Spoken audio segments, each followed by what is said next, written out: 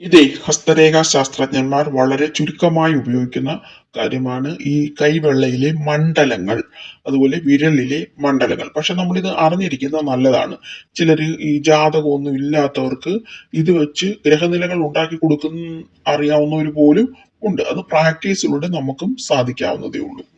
കാണിക്കുന്നത് പോലെയാണ് നമ്മൾ എണ്ണേണ്ടത്. മീനം രാശി, അത് കഴിഞ്ഞേച്ച് ഇപ്പുറത്ത് വരുന്നത് മേടം, അങ്ങനെയാണ് എണ്ണേണ്ടത്.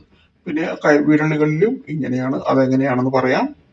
ഇതിന്റെ ഉപയോഗം എന്താണെന്ന് വെച്ചാൽ നമുക്ക് ആ ഒരു കറുപ്പുണ്ട്, ഒരു മണ്ഡലത്തിൽ ഒരു കറുപ്പുണ്ടെങ്കിൽ അവിടെ ഒരു പാപഗ്രഹം നിൽക്കുന്നുണ്ടോ എന്ന് നോക്കിയിട്ട് അതിന്റെ ഉപയോഗം നമുക്ക് മനസ്സിലാക്കാൻ പറ്റും. ഏതായാലും അങ്ങനെയാണ്. ഇപ്പോൾ ശരീരഭാഗങ്ങൾക്കും ഇങ്ങനെ നമ്മുടെ ശരീരത്തിൽ മൊത്തം മേടം തൊട്ട് ആ മീനം വരെ ഉണ്ട്. അത് നോക്കിയിട്ട് ആ ഏത് രാശിയുടെ ഭാഗത്താണോ കറുപ്പ് വരുന്നത് അവിടെ പാവഗ്രഹങ്ങളുണ്ടോ, അല്ലെങ്കിൽ നല്ല പുള്ളിയാണെങ്കിൽ ശുഭഗ്രഹങ്ങളുണ്ടോ, ഇങ്ങനെയൊക്കെ മനസ്സിലാക്കാൻ ഇത് ഉപകരിക്കും. അതിലൂടെ നമുക്ക് രോഗങ്ങളൊക്കെ കണ്ടുപിടിക്കാം. അപ്പൊ നോക്കിയ ഇവിടെ മേടം, ഇടവം, മിഥുനം, കർക്കിടകം ചെറിയ വട്ടം വരച്ചിട്ട് വേണം. ചിങ്ങം, കന്നി, തുലാം, വൃശ്ചികം, ധനു, മകരം, കുംഭം, മീനം. ഇങ്ങനെയാണ് കൈവെള്ളയിൽ ഈ രാശികൾ അടയാളപ്പെടുത്തിയിരിക്കുന്നത്. വിരലുകളേത് തള്ളവിരലിൽ അടയാളപ്പെടുത്തത്തില്ല. ആ തള്ളവിരൽ അത് തൊട്ടിട്ടാണ് നമ്മൾ എണ്ണുന്നത്. അത് ആദ്യത്തത് ചൂണ്ടുവിരലിന്റെ ആദ്യത്തത് മേടം, ഇടവം, മിഥുനം മണ്ടയ്ക്ക്.